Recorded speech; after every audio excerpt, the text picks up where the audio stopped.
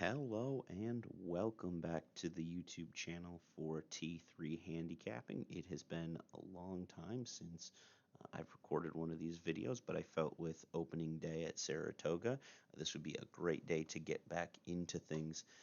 If you've been following along on our Facebook page, you know that we have started the process of sort of retooling things a little bit, working with some slightly different formulas, and just kind of cleaning things up a little bit from a visual perspective. And so I thought that this opening day at Saratoga would be a great opportunity to kind of go through some of those things here. So I'm going to take you through a little bit on the software. The imports is just the same as before, using a BrisNet single file. This is sort of one of the new features, which is a user input. So we have some automatic calibrations, but there are also some areas where you can put in information about the different form calculations that you want to use, which races you want to use from this list here. Um, using some specific features that you can't get directly from the data file that you have to get from the BrisNet past performances, which I prefer to use. So you'll have the ability to enter those things in manually. However, there's also automated calculations for everything, just as before, so that if you're someone that doesn't want to do any of the work, you can certainly still use the system and still get relevant calculations, although I don't feel they're the most accurate compared to when you enter them manually. So I encourage you to use the manual whenever possible, but in a pinch, you can very easily do just use the auto calculations. One of the new features is right over here, which is the ability to quickly scratch horses. So you can just type in S, let's say Mia be a star was scratched from the first. You can do that, and Mia be a star will be immediately removed from all racing contention. But at this time, we don't have any specific scratches or anything to report, so we're going to dive right into the handicapping. Opening day, it's a 10 race card featuring the Schuylerville. Um, Here you can see we've got basically the breakdown of the race, the distance, the surface, the class, the pace projector. I think this one's actually wrong. I think this is going to be a little bit more moderately paced. The horses themselves, the odds, the run style, the jockey, the trainer, and then our calibrations, as well as what tier they're listed in. As always, we have our T3 grid, and then our pick, which is based on the tier ranking. Um, so let's run through this. What we have found in running some studies on the ones where we use manual entry, which this one has a manual entry on it, I have found that in my studies that both the first pick as well as the horse that shows up in the most boxes up here tends to be the most successful. I will say that this algorithm does tend to perform much better on dirt than it does on turf.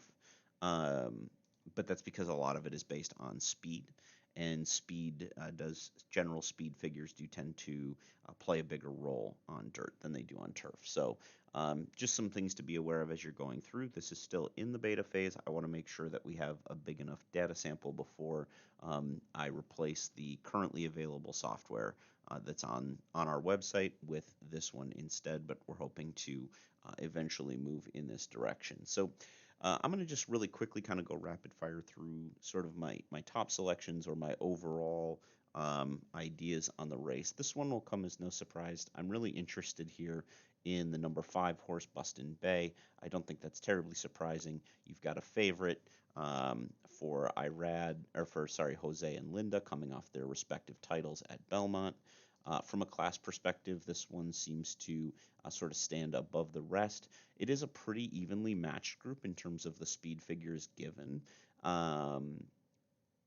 with Buston Bay being right up in there, so I think it could be very competitive. But I do see some separation as we start to get into things like pace, where you can see among the top for Buston Bay. And I could go on forever with this. The big thing for me is that I don't actually think this is going to be all that fast of a race. I see two sort of like versatile types that can kind of be on or near the lead, and then a pretty big drop off from there. I firmly believe, especially when we look here at these numbers, which are going to evaluate not just the early pace, but also the late pace, I firmly believe here that Buston Bay is going to be able to outlast Honey Money. Here we can see the heart rating, which indicates in the final stretches of the race, this is a pretty forwardly placed horse that's going to want to pass, whereas Honey Money is going to want to fold. So I'm going to be pretty squarely through the number 5 in the first race. I do think there are some interesting contenders to come underneath in some other spots, primarily pulling from these C-type horses. I'm not a huge fan of the Clement runner here. But in the first race, it's going to definitely be the number 5 for me, and then trying to mix in some others maybe underneath, because I'm thinking there could be some pretty heavy favoritism, particularly with the connections coming off the Belmont meet that they just did. Coming down then to race number 2, it's a maiden special weight going 5.5 on the dirt. It's projected to be a slow pace mainly because we don't really know a lot of these horses, a lot of first-time starters. But as I was going through this, I think especially early in the meet, yeah, we're going to have a lot of talent that's going to debut here, but I really tend to focus on horses with experience. This can be a jumping off point for a lot of these first-time starters. So I really like the 5 and the 6, Lady Blitz and Lady Moscato.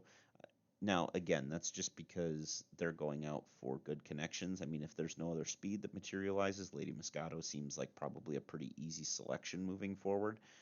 But then beyond that, then I think it starts to get a little bit hazy, and you're going to probably have to follow the money a bit.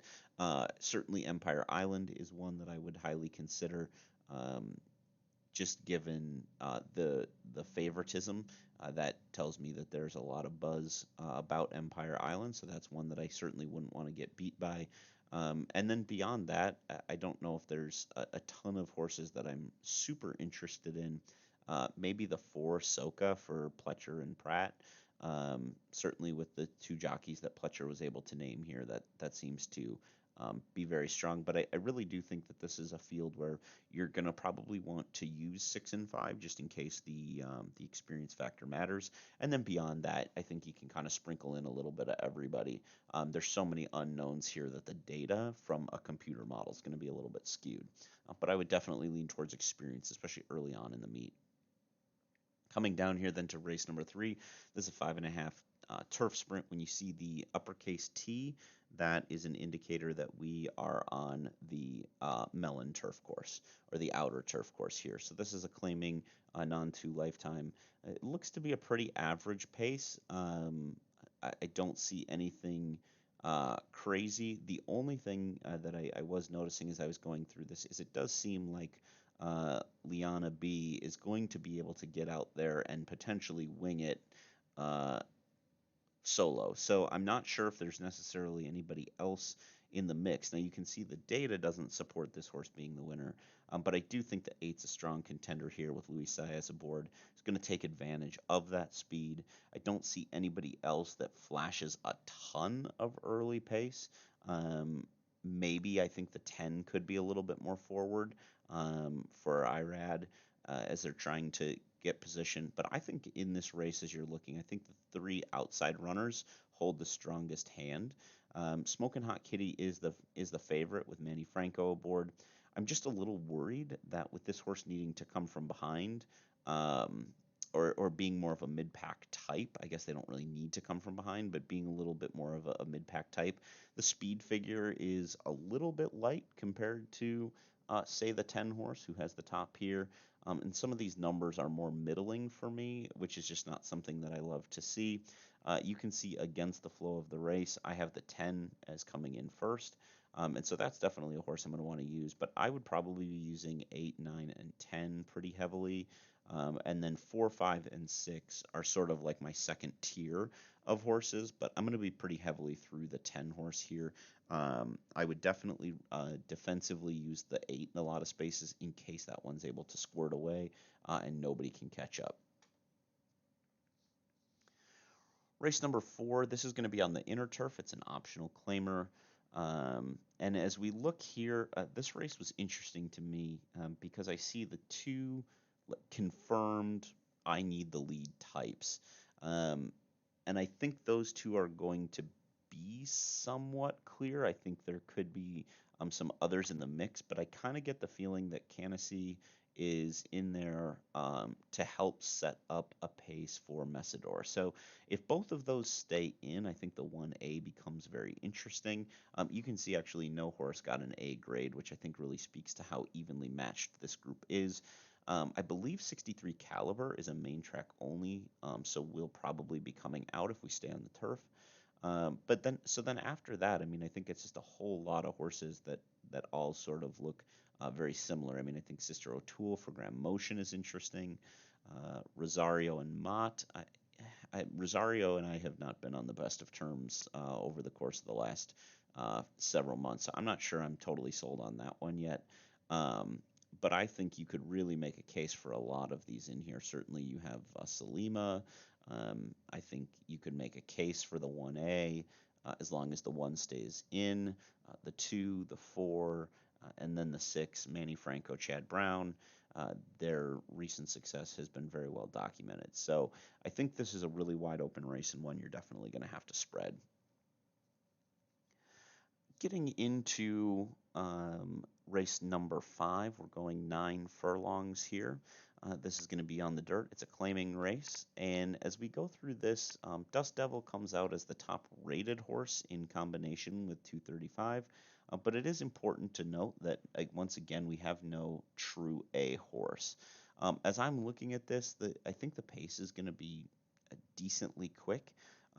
There's enough horses that like to be in and near the lead, but I don't think it's going to be blazing. I think there's going to be a reasonable pace on. I would tend to, in this case, lean very heavily on the selections provided. So Dust Devil, Portos, and 235 is kind of the top flight, with Bold Victory and Steiner, so the coupled entry as well as Cut the Cord, sort of in that second tier. Outside of that, I don't really have a lot of horses that I have to use. I mean, Ollie, my boy, um, is obviously well fancied on the line, but I just don't have that one rated high enough to justify a shorter price. Um, it will be really interesting to see how this race plays out, but I think it's probably going to be fairly formful, but also I use that term very loosely. I don't think we're going to see a bomb here, but I also think we're probably going to see a logical contender get the job done here. Moving on to race number 6, 5.5 furlongs, once again on the outer turf, optional claimer non 2X.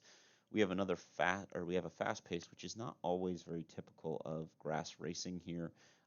It's not blazing, but it'll be, I think, quicker than your average pace, which is good. That should set up for a more fair scenario, and that's where I think that running with scissors is really going to get the jump here. Nothing too terribly shocking with that. If not the 2, I'm looking at the 6 Yarrow and the 7 Phantom Smoke as sort of the other options there. I do think Amundsen from the outside is a little bit interesting if in the race. But outside of that, I see this one as again lining up pretty well with the picks provided there.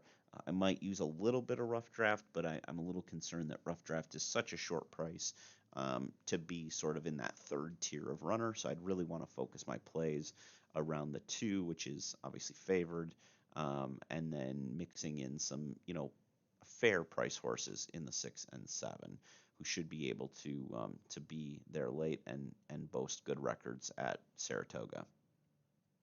Race number 7, you've got a 7 furlong sprint on the dirt. This is an allowance race. And here I like Condiment Girl. I just think this is going to be an average pace, and I think this one is going to be out on the front with Christian Torres. I don't typically love to play Diodoro until I know his barn is going well at a place like Saratoga, just because I think the competition is so deep. But in this race, I really do just genuinely think that this is the horse to beat here. Other horses that I think are of interest would be Irad Ortiz above Sa for Dada. Sa for Dada is the top-rated stamina horse and tied for the top-rated speed horse with Condiment Girl. Again, I do tend to value speed quite a bit, but Condiment Girl has the top class, so I err on the side of that. I think Graceful Rose with Carmouche could be the kind of horse that um, that could really provide some nice prices. I think you could also look at Carbon and Into Happiness as some long shot plays to really get you in the mix. I do think Obrigada is one that needs to be looked at for Jose and Linda, and just the way they've been going. I think it's hard to ignore them. Um, just kind of looking over here, we have had a really good success rate, especially on the dirt with trifectas and being able to hit those. So that's kind of where I lean on that one. I lean on the grid to give my exact and trifecta combinations, but probably using some combination of 10 and 5 as my top two, and then, or sorry, 9 and 5 as my top two, and then sprinkling the rest in underneath. Race number 8, turf allowance. This one's going to be on the inner, and obviously we have some fat to be trimmed here before we go to post. So you can see right now this board is really spread out. I would anticipate that once the initial scratches come out, we would see this sort of shrink down and become more streamlined to the horses that really have the best chance to win. But right now, with the full field of 14, things are pretty spread out. I do think this is going to be a fairly evenly matched group. You can see we've got an average pace on, or at least a projected average pace, which is pretty standard for turf. When we're on the inner turf courses, I do like to look for horses that contain more of that front running style rather than the deep closers. So I'm looking for either front running types, versatile types, or I'm looking for horses that have flashed early brilliance so that they can at least get their position going forward and then make something happen from there. As we're going through this, I mean, the top rated overall horse is Kingfish Stevens at 5-1, the way Javier Castellano is riding right now. I would definitely use that one. I think Jose Lascano on Consultant is interesting. Um, You've got Irad Ortiz for Cassie. The one thing that worries me about this horse is this horse looks like the kind of horse that could get out and really establish itself on the front end, but I don't know Irad to really be the kind of jockey that likes to let his horse roll on the front. I feel like he's always looking to rate and time, and I think sometimes when he's on a front runner, that can actually be to his detriment. And anytime you can find a place to bet against an Irad Ortiz horse, I think it's a good thing. So the class of the horse is undeniable. Definitely rates out significantly stronger. So we'll probably have to use defensively, but I do think there's a chance to beat this horse here. So I'd probably be most heavily through 4, 5, 10, again, depending on a lot of the scratches. But those to me seem to be the ones that are going to be somewhat forward or have the ability to be forward, and then be able to get the job done late. In terms of other horses that you could use, I think 6 Unleash the Power. 4-1 isn't a great price. If you want a bomber, I think you look to maybe, like I said, Consultant, the 10 horse, or Bricko. The 11, I think, is somewhat interesting from the wide post. Going the 8 furlongs, the mile distance isn't ideal to be on the outside, but I think definitely could be in the mix. You've got Thunder Thunderian down on the rail with Florent Giroux and Jacobson training. I think that horse presents some interest as well. Um, those would probably be the ones I would use most heavily. I do note that the number 9 Foliage also shows the top heart rating as a sort of a pressing type horse. That might be one I would also give a look to because of the fact that it's 20-1, and in these turf races, sometimes that late kick can be really important. You will notice here we have a gap. I think we saw this one other time earlier. That just means that there is no horse that has a run over the course, which makes sense given that this is the Schuylerville. So it would make sense that none of these horses have ever run at Saratoga before.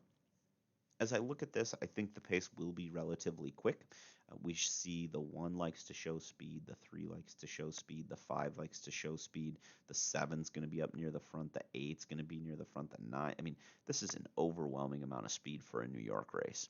And so that makes things a little bit interesting and I think hard, because I do tend to prefer horses that are going to be forwardly placed, but I do think this is an area where potentially we could see a horse that goes against the flow, someone like a 4 Status Seeker with Joel Rosario, Rudy Rodriguez. I think you could look at potentially Closing Act at 10-1 for Gaff Leone and Steve Asmussen.